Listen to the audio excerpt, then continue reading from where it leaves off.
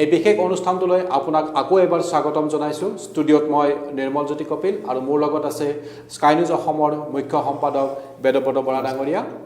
আমি এই অনুষ্ঠানটোৰ জৰিয়তে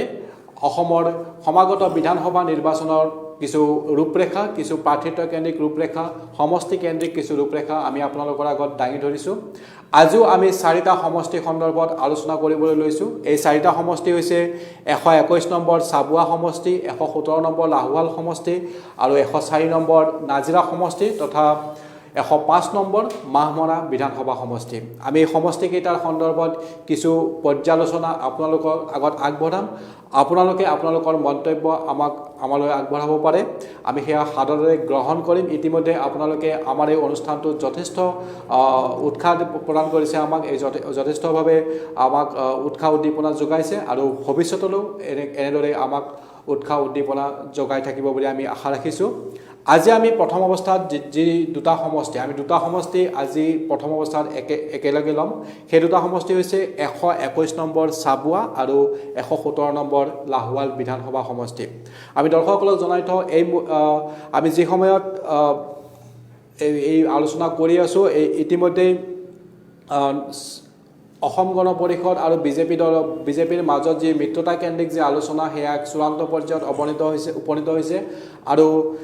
এই ক্ষেত্ৰত চাবুৱা আৰু লাহোৱাল এই দুটা বিধানসভা সমষ্টিৰ লৈ কিছুমান আকৰ্ষণীয় দিশ ৰাজনৈতিক তৎপৰতা সন্মুখলৈ আহিছে আৰু সেই সন্দৰ্ভতে কিছু আভাস আপোনালোকৰ আগত দাঙি ধৰিব প্ৰথমতে মই চাবুৱা সমষ্টিটোৰ কিছু তথ্য আপোনালোকক দিব বিচাৰিছোঁ চাবুৱা সমষ্টিত বৰ্তমানৰ বিধায়ক হৈছে বিজেপিৰ বিনোদ হাজৰিকা তেখেতে 2016 চনত 69,351টা ভোট অৰ্থাৎ প্ৰায় 59.76% ভোট লাভ কৰি কংগ্ৰেছৰ ৰাজু চাহুক পৰাজিত কৰিছিল ৰাজু চাহুৱে পাইছিল 38,597টা ভোট আৰু 2011 চনত আকৌ তাৰ ওলোটা এক দৃশ্য আমি দেখিবলৈ পাইছিলোঁ ৰাজু চাহু জয়ী হৈছিলে বিনোদ হাজৰিকা পৰাজিত হৈছিলে বিজিত আছিলে আৰু এইটো এনেকুৱা এটা সমষ্টি চাবুৱাটো য'ত অগপৰ ভেটিও আছে ভৱেন বৰুৱা এটা সময়ত তাৰ পৰা একাধিকবাৰ অগপৰ প্ৰাৰ্থী হিচাপে নিৰ্বাচিত হৈছিলে আনহাতে 117 নম্বৰ যিটো লাহোৱাল বিধানসভা সমষ্টিটো বৰ্তমান বিজেপিৰ অধীনতে আছে বিজেপিৰ ঋতুপৰ্ণ বৰুৱা তেখেতে 59,013টা ভোট প্ৰায় 53.86% ভোট লাভ কৰি 2016 চনত এই সমষ্টিটোৰ পৰা বিজয়ী হৈছিলে আৰু এই সমষ্টিটোৰ তেওঁ পৰাজিত কৰিছিলে পূৰ্বৰ 4বাৰৰ বিধায়ক পৃথিৱী মাঝি সেই সময়ত অসম বিধানসভাৰ অধ্যক্ষ আছিলে আৰু পৃথিৱী মাঝিৰ এটা শক্তিশালী ভেটি বুলি ক'ব লাগিব লাহোৱাল সমষ্টিটো আৰু এই সমষ্টিটোতে ধৰি লওক অসম গণ পৰিষদৰো যথেষ্ট সাংগঠনিক ভেটি আছে তেৰছ গোৱালা 2006 আৰু 2011 চনৰ নিৰ্বাচনত এবাৰ দ্বিতীয় স্থানত আছিল এবাৰ তৃতীয় স্থানত আছিল আৰু এই সমষ্টি দুটাৰ কিছু এক ইতিমধ্যে কৈছোঁ এটা আকৰ্ষণীয় পৰ্যায়ত আছে এই সমষ্টি দুটা ৰাজনৈতিক দিশৰ পৰা আৰু এই সন্দৰ্ভত কিছু আভাস আমাক আগবঢ়াব বেদব্ৰত বৰা ডাঙৰীয়াই হয় আপুনি ঠিকেই কৈছে যদি সকলো হিচাপ নিকাচ ঠিকে থাকে আৰু দিল্লীত যি ধৰণৰ শেহতীয়া বৈঠক অনুষ্ঠিত হৈছে সেই বৈঠকত এক প্ৰকাৰ চূড়ান্ত সিদ্ধান্ত হৈছে চাবুৱা সমষ্টিৰ পৰা অগপৰ পুনাকণ বৰুৱাই তাৰ পৰা প্ৰতিনিধিত্ব কৰিব পাৰে আৰু পুনাকণ বৰুৱাই যদি প্ৰতিনিধিত্ব কৰে তেতিয়া লাহোৱাল সমষ্টিটো পুনাকণ বৰুৱাৰ ভাতৃ ঋতুপৰ্ণ বৰুৱা তেওঁ যিটো বিধায়ক হৈ আছে গতিকে ঋতুপৰ্ণ বৰুৱাই সেইটো ছেক্ৰিফাইচ কৰিবলগা হ'ব পাৰে অৰ্থাৎ বিজেপিয়ে চাবুৱা সমষ্টিটো এৰি দিয়াৰ বিপৰীতে লাহোৱাল সমষ্টিটোত প্ৰাৰ্থিত্ব সলনি কৰিব পাৰে সেইটো যদি হয় তেতিয়াহ'লে দুলীয়াজান সমষ্টিৰ বৰ্তমানৰ প্ৰতিনিধি বিজেপিৰ প্ৰতিনিধি মন্ত্ৰী তেৰছ গোৱালা হয়তো লাহোৱাল সমষ্টিৰ পৰা প্ৰতিনিধিত্ব কৰিব পাৰে ইফালে কংগ্ৰেছৰ তাতে জ্যেষ্ঠ নেতা আছে পৃথিৱী মাঝি তেওঁ অধ্যক্ষ আছিলে তেখেতৰ জনপ্ৰিয়তা আছে গতিকে পৃথিৱী মাঝি হ'ব পাৰে লাহোৱাল সমষ্টিৰ প্ৰাৰ্থী আৰু ইয়াৰ বিপৰীতে ঋতুপৰ্ণ বৰুৱাক হয়তো দলীয় কাম কাজত লগাব অন্য ধৰণৰ কাম কাজত ঋতুপৰ্ণ বৰুৱাক লগাব কিন্তু অগপই চাবুৱা সমষ্টিটো পোৱাটো এক প্ৰকাৰ নিশ্চিত হৈছে চাবুৱা যদি হয় তো পুনাকণ বৰুৱা অগপৰ হৈ পেলাই এটা প্ৰাৰ্থী হ'ব সেই ধৰণৰ কথা বতৰাই শেহতীয়াকৈ দিল্লীৰ পৰা জানিবলৈ দিছে কিন্তু চাওক ৰাজনীতিত চূড়ান্ত বুলি কোনো কথা নাথাকে যে শেষ মুহূৰ্তটো আপুনি ৰাষ্ট্ৰীয় দলবিলাকৰ যেহেতু প্ৰাৰ্থিত্বকেন্দ্ৰিক কথা বতৰাবিলাকত হাইকমাণ্ড থাকে চূড়ান্ত হৈ যোৱাৰ পিছতো কেতিয়াবা তালিকাৰ নাম ইফাল সিফাল হ'ব পাৰে গতিকে শেষ মুহূৰ্তত ঋতুপৰ্ণ বৰুৱাই হয়তো লাহোৱাল সমষ্টিৰ পৰা বিজেপি প্ৰাৰ্থিত্ব লাভ কৰিব পাৰে এনেকুৱা ধৰণৰ ঘটনাও ঘটিব পাৰে কিন্তু এতিয়ালৈকে যিখিনি তথ্য আমাৰ লগত আছে সেই তথ্য অনুযায়ী যে দুলীয়াজান সমষ্টিটোত ৰণকৌশল হিচাপে সেইটো দুলীয়াজান সমষ্টিত লুৰিণজ্যোতি গগৈয়ে প্ৰাৰ্থীটো আগবঢ়োৱাৰ সম্ভাৱনা আছে। লুৰিণজ্যোতি গগৈ নাহৰকটীয়া আৰু দুলীয়াজান এই দুটা সমষ্টিত প্ৰাৰ্থীটো আগবঢ়োৱাৰ কথা আছে আৰু সেইবাবে নাহৰকটীয়া সমষ্টিটো বিজেপিৰ আছিলে, নাহৰকটীয়া সমষ্টি এজিপিৰ দখলত আছিলে। নাহৰকটীয়া সমষ্টিটো এতিয়া অগপই বিজেপিক এৰি দিব, অৰ্থাৎ নাহৰকটীয়া সমষ্টিত বিজেপিৰ এজন অতি সম্ভাৱ্য প্ৰাৰ্থী হ'ল তৰংগ গগৈ। তৰংগ গগৈ যদি নাহৰকটীয়া সমষ্টিটো লাভ কৰে তেতিয়া তেৰেছ গোৱালাক ক'ত দিব। দুলীয়াজানত তেওঁলোকে অলপ স্থিতিটো সলনি কৰিব বিচাৰিছে। দুলীয়াজানত যিহেতু দুলীয়াজান আৰু নাহৰকটীয়া এই দুইটাতে বোধ কৰোঁ লুৰিণজ্যোতি গগৈ প্ৰাৰ্থীটো আগবঢ়াব। গতিকে এনে পৰিস্থিতিত বিজেপিয়েও নিজৰ স্থিতি অলপ সলনি কৰিব লাগিব বা কংগ্ৰেছে কেনেকুৱা ধৰণৰ লয়। নাহৰকটীয়াত আকৌ কংগ্ৰেছৰ প্ৰণতি ফুকনৰ অৱস্থাও বেয়া নহয়। দুলীয়াজানত ধ্ৰুৱজ্যোতি গগৈ বুলি যিজন কংগ্ৰেছৰ কেণ্ডিডেট প্ৰাৰ্থী আছিলে তেওঁৰ পজিশ্যন ভাল আছিলে বা এতিয়াও তেওঁ সাংগঠনিক দিশত যথেষ্ট শক্তিশালী। গতিকে এনে পৰিস্থিতিত এই চাৰিটা সমষ্টিত আপুনি দুলীয়াজানৰ পৰা তেৰেছ গোৱালাক যদি লাহোৱাললৈ দিয়ে বা নাহৰকটীয়াত যদি তৰংগ উঠে, নাহৰকটীয়াত কংগ্ৰেছৰ লগত তৰংগৰ প্ৰণতি ফুকনৰ লগত প্ৰতিদ্বন্দ্বিতা হ'ব, তেনে মুহূৰ্তত যে লুৰিণজ্যোতি গগৈ কেন্দ্ৰিক কিছু কথা বতৰা আছে কাৰণেই এই সমষ্টিকেইটাত বিজেপি আৰু অগপই কিছু ৰণকৌশল সলনি কৰিব বিচাৰিছে। হয়, লাহোৱাল সমষ্টিত যদি আমি চাওঁ পৃথিৱীৰ মাজে কংগ্ৰেছৰ সম্ভাৱ্য প্ৰাৰ্থী হিচাপে, কিন্তু তেখেতক কংগ্ৰেছৰ যিখিনি যুৱ প্ৰজন্মৰ কিছু নেতাই তেখেতক প্ৰত্যাহ্বান জনোৱা পৰিলক্ষিত হৈছে। শেহতীয়াভাৱে বহুতকেইখন সভা সমিতি হৈছে কংগ্ৰেছৰ যুৱ। এই ক্ষেত্ৰত আপোনাৰ হাতত কি তথ্য আছে? নিশ্চয় কংগ্ৰেছত লাহোৱাল সমষ্টিটোত কংগ্ৰেছৰ ছিংগুল প্ৰাৰ্থী নহয়। কংগ্ৰেছে প্ৰায় 16টাৰ পৰা এখন তালিকা বনাইছে, 26জনীয়া এখন তালিকা বনাইছে, তাতে কংগ্ৰেছৰ প্ৰাৰ্থী চূড়ান্ত হৈছে। মানে এজন প্ৰাৰ্থীৰ নাম আছে, তাৰ লাহোৱালত কিন্তু কেইবাজনো আছে, 2জন। গতিকে কংগ্ৰেছৰ তৰফৰ পৰা ব্লকৰ তেওঁলোকৰ যিটো মণ্ডল বা ব্লকৰ যিবিলাক তেওঁলোকৰ সভাপতি সম্পাদক বা নেতা আছে তেওঁলোকৰ লগত আলোচনা চলি আছে, আজিও আলোচনা চলিছে। গতিকে তেওঁলোকে আলোচনা চলাই চূড়ান্ত সিদ্ধান্ত এটা আজি নিশাৰ ভিতৰত ল'ব আৰু কাইলৈ অৰ্থাৎ শুক্ৰবাৰে পুৱাৰ ভাগত তেওঁলোকে তালিকা প্ৰকাশ কৰিব পাৰে। লাহোৱালটো পৃথিৱীৰ মাজী পোৱাৰ সম্ভাৱনা যথেষ্ট বেছি, কাৰণ চাহ জনগোষ্ঠীৰ নেতা হিচাপে পৃথিৱীৰ মাজীৰ সৰ্বজন গ্ৰহণযোগ্যতা আছে আৰু ঋতুপৰ্ণ বৰুৱাৰ কিন্তু তাতে পজিশ্যন খুব ভাল আছিলে। বিধায়ক হিচাপে ঋতুপৰ্ণ বৰুৱাক মানুহে ভাল পাইছিলে। তেওঁৰ বিৰুদ্ধে কোনো ধৰণৰ অধিষ্ঠান বিৰোধী ঢৌ ঋতুপৰ্ণ বৰুৱাৰ বিৰুদ্ধে নাছিলে। কিন্তু ঋতুপৰ্ণ বৰুৱাক যদি সলনি কৰিব লগা হয়, তেওঁ ভাতৃ পুনাকণ বৰুৱাৰ কাৰণেই এই দুটা চিটত সলনি হ'ব আৰু ৰাজনীতিত অত্যন্ত এইটো এটা আমোদজনক ঘটনা চাব পাৰে। হয়, আমি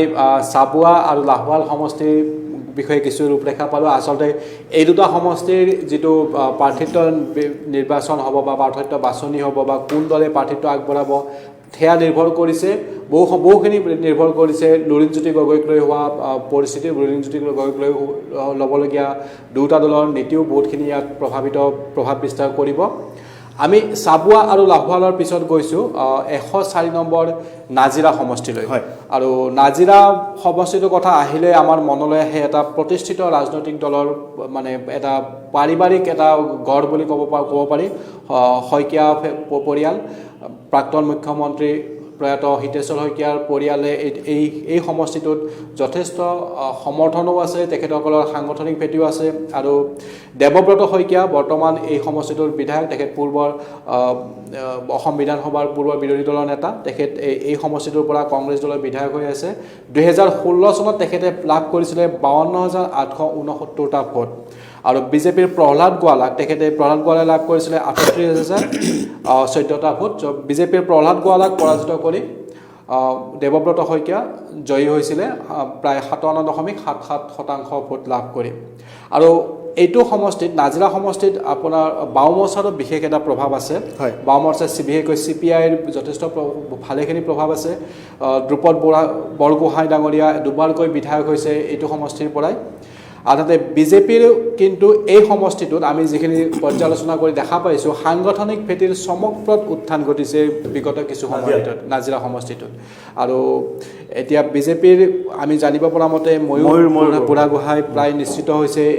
যদিও আনুষ্ঠানিক ঘোষণা হোৱা নাই, কিন্তু ময়ূৰ বুঢ়াগোহাঁই প্ৰায় নিশ্চিত হৈছে এই সমষ্টিটোৰ পৰা। গতিকে নাজিৰা সমষ্টিত কেন্দ্ৰিক কিছু ৰূপৰেখা। হয়, নাজিৰা সমষ্টিটোত যদি ময়ূৰ বুঢ়াগোহাঁই আৰু দেৱব্ৰত শইকীয়াৰ মাজত যুঁজ হয় তেতিয়াহ'লে তুমুল প্ৰতিদ্বন্দ্বিতা হ'ব। দেৱব্ৰত শইকীয়াৰ এটা ভাৱমূৰ্তি আছে নাজিৰাত, তেওঁ যিমানখিনি পাৰি কাম কৰিছে তেওঁলোকৰ প্ৰাক্তন মুখ্যমন্ত্ৰী প্ৰয়াত হিতেশ্বৰ শইকীয়াৰ সমষ্টি এওঁৰবা শইকীয়াও তাক প্ৰতিনিধিত্ব কৰিছিলে তেওঁলোকৰ পৰিয়াল ভিত্তিক পাই অহা এটা সমষ্টি কিন্তু শেহতীয়াকৈ বিজেপিৰ আপুনি কোৱাৰ দৰে ভেটি তাত সাংগঠনিক স্থিতি যথেষ্ট সবল আৰু তাৰ লগে লগে এটা কংগ্ৰেছৰ এডভান্টেজটো হ'ল যিহেতু নাজিৰা সমষ্টিটোত বামপন্থী কিছু ভোট আছে বা সেই মতাদৰ্শ ভোট আছে কংগ্ৰেছে যিহেতু বামপন্থী শিবিৰৰ লগত মহাজোঁট কৰিছে বা মিত্ৰতা কৰিছে সেই সূত্ৰে বাম শিবিৰৰ ভোটটো কংগ্ৰেছলৈ আহিব যদি বামপন্থী শিবিৰে নিজাববীয়াকৈ এজন প্ৰাৰ্থীটো আগবঢ়ালে হয় তেতিয়াহ'লে বিজেপিৰ ময়ূৰ বুঢ়াগোহাঁই জিকাটো নিশ্চিত আছিলে কিন্তু দেৱব্ৰত শইকীয়াৰ বিৰুদ্ধেও তেনেকুৱা ধৰণৰ অধিষ্ঠান বিৰোধী ঢৌ নাই সেইবাবে দেৱব্ৰত শইকীয়াই ভাল যুঁজ দিব গতিকে বিজেপি আৰু কংগ্ৰেছৰ মাজত তুমুল প্ৰতিদ্বন্দ্বিতা হ'ব নাজিৰা সমষ্টিত শেষ মুহূৰ্তত তাৰ পৰা যিবিলাক আমাৰ তথ্য আহিছে বা আমি যি ধৰণৰ মানুহৰ লগত কথা বতৰা পাতি যি ধৰণৰ কথা আমি গম পাইছোঁ দেৱব্ৰত শইকীয়াই শেষ মুহূৰ্তত বিজয় হাঁহি হয়তো মাৰিব পাৰে কিন্তু তীব্ৰ প্ৰতিদ্বন্দ্বিতাৰ সন্মুখীন হ'ব লাগিব আৰু আমি শেহতীয়াভাৱে দেখিবলৈ পাইছিলোঁ নাজিৰা সমষ্টিত ডক্টৰ হিমন্ত বিশ্ব শৰ্মাই যথেষ্টখিনি তৎপৰতা দেখুৱাইছিলে তাত বিজেপিৰ সাংগঠনিক স্থিতি সবল কৰাৰ বাবে গতিকে সময় আমি গম পাম সময়ত কোনে শেষ হাঁহি মাৰে তথাপিতো বৰা ডাঙৰীয়াই কোৱাৰ দৰে দেৱব্ৰত শইকীয়া এইবাৰ ভালেখিনি প্ৰত্যাহ্বানৰ সন্মুখীন হ'ব প্ৰতিদ্বন্দ্বিতা হ'ব এই সমষ্টিটোত এতিয়া আমি নাজিৰা সমষ্টিৰ পৰা গৈছোঁ আমাৰ দাঁতিকাষৰীয়া আন এটা সমষ্টিলৈ 105 নম্বৰ মাহমৰা বিধানসভা সমষ্টি মাহমৰা সমষ্টিটোতো বিজেপি আৰু কংগ্ৰেছৰ সমানেই সাংগঠনিক ভেটি আছে বিগত নিৰ্বাচনত 2016 চনত যোগেন মোহন এই সমষ্টিটোৰ পৰা বিজেপিৰ তেখেতে 49,036টা ভোট লাভ কৰিছিল প্ৰায় 47% ভোট লাভ কৰিছিলে আৰু তেখেতে পৰাজয় কৰিছিলে সুৰুজ দিহিঙীয়া কংগ্ৰেছৰ সুৰুজ দিহিঙীয়া 36,711টা ভোট লাভ কৰিছিলে এইটো সমষ্টিত এটা সময়ত কংগ্ৰেছৰ শৰৎ শইকীয়া ডাঙৰীয়াই প্ৰতিনিধিত্ব কৰিছিল তিনিবাৰকৈ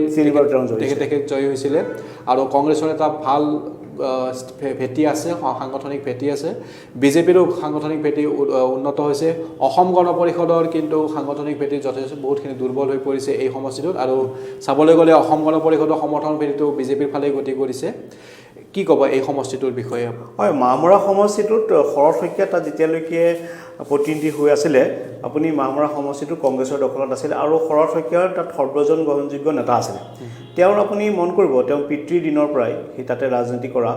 আৰু এটা নীতিগত ৰাজনীতি কৰাৰ কাৰণেই কংগ্ৰেছে তাতে ব্যক্তিগতভাৱেও শৰৎ শইকীয়াৰ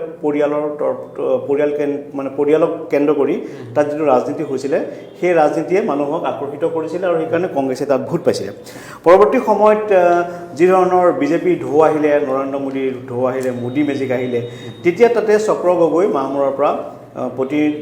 প্ৰতিনিধি হ'ল আৰু কিন্তু শেহতীয়াকৈ চক্ৰ গগৈৰ বিৰুদ্ধে যথেষ্ট পৰিমাণৰ অভিযোগ আছে বিশেষকৈ সমষ্টিটোৰ কোনো উন্নয়নমূলক কাম মন্ত্ৰী হোৱাৰ পিছতো সমষ্টিটোৰ কোনো উন্নয়নমূলক কাম কাজ নোহোৱাৰ অভিযোগ আছে সেইবাবেই কংগ্ৰেছৰ লাহে লাহে তাত উত্থান ঘটিছে আৰু সুৰুজ দিহিঙীয়া তাৰ স্থানীয় এজন নেতা যুৱ নেতা কংগ্ৰেছৰ গতিকে তেওঁ যথেষ্ট পৰিমাণে মানুহৰ মাজত সোমাইছে কিন্তু ইয়াতকৈ ডাঙৰ ফেক্টৰটো হৈছে মানিক গগৈ প্ৰাক্তন আছুৰ নেতা আৰু মানিক গগৈয়ে বোধ কৰোঁ অসম জাতীয় পৰিষদৰ পৰা প্ৰাৰ্থিত্ব লাভ কৰিব পাৰে এতিয়া মানিক গগৈ যদি প্ৰাৰ্থিত্ব লাভ কৰে তেতিয়া মানিক গগৈয়ে বিজেপিৰ ভোট আনিব নেকি অৰ্থাৎ পূৰ্বতে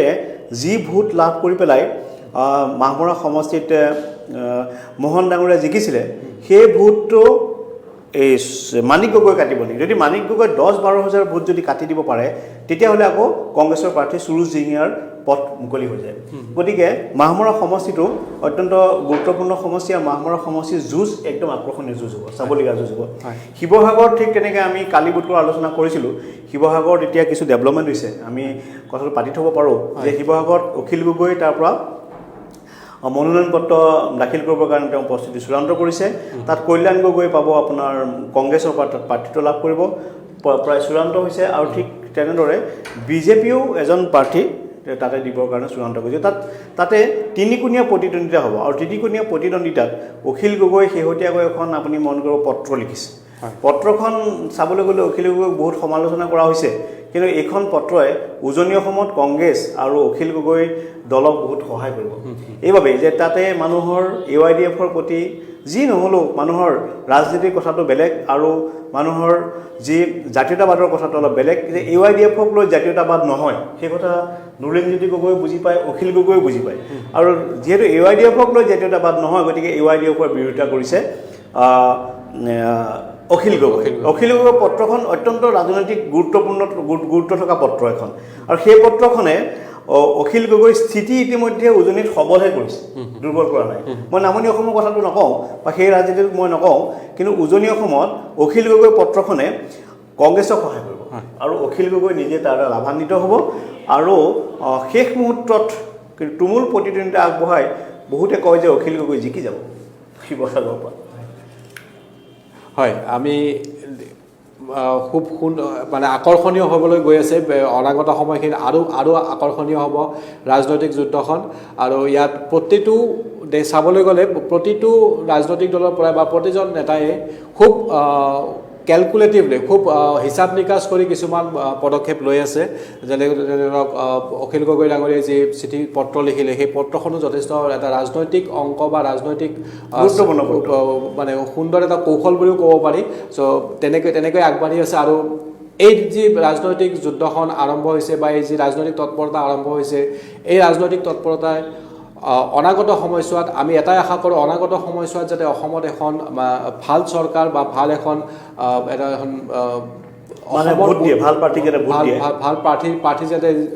বিজয়ী হৈ আহিব পাৰে আৰু এখন যাতে ভাল চৰকাৰক গঠনৰ দিশত এই ৰাজনৈতিক গতিবিধিবোৰ আগবাঢ়ে সেয়াই আমি কামনা কৰোঁ আজি আমি এই খণ্ডটিত 21 মহাৰণ এই খণ্ডটিত 4টা সমষ্টিৰ লগতে সামগ্ৰিকভাৱে উজনি অসমৰ কিছু ৰাজনৈতিক বাতাবৰণ আমি আলোচনা কৰিলোঁ পৰৱৰ্তী সময়ত আমি আকৌ আপোনালোকৰ ওচৰলৈকে আহিম অন্য কেইটামান সমষ্টিলৈ আৰু লগতে কিছু ৰাজনৈতিক যি পৰিৱৰ্তন হৈ আছে ৰাজনৈতিক প্ৰেক্ষাপটত যি পৰিৱৰ্তন হৈ আছে সেই পৰিৱৰ্তনৰ আভাস কিছু আপোনালোকক আগবঢ়াম আপোনালোকে চাই থাকিব স্কাই নিউজ অসমৰ এই বিশেষ অনুষ্ঠান 21 মহাৰণ শেষ কথাটো হ'ল কপিল যে আমি গণতন্ত্ৰক শক্তিশালী কৰিব লাগিব তাৰ বাবে আপুনি ভোট দিয়াটো অত্যন্ত জৰুৰী কথা গতিকে নিজৰ ভোটাধিকাৰ প্ৰদান কৰি নিজৰ ভোটাধিকাৰ সাব্যস্ত কৰি গণতন্ত্ৰৰ ভেটি অধিক শক্তিশালী কৰক সেই আমাৰ এই অনুষ্ঠানৰ এটা অন্যতম লক্ষ্য ধন্যবাদ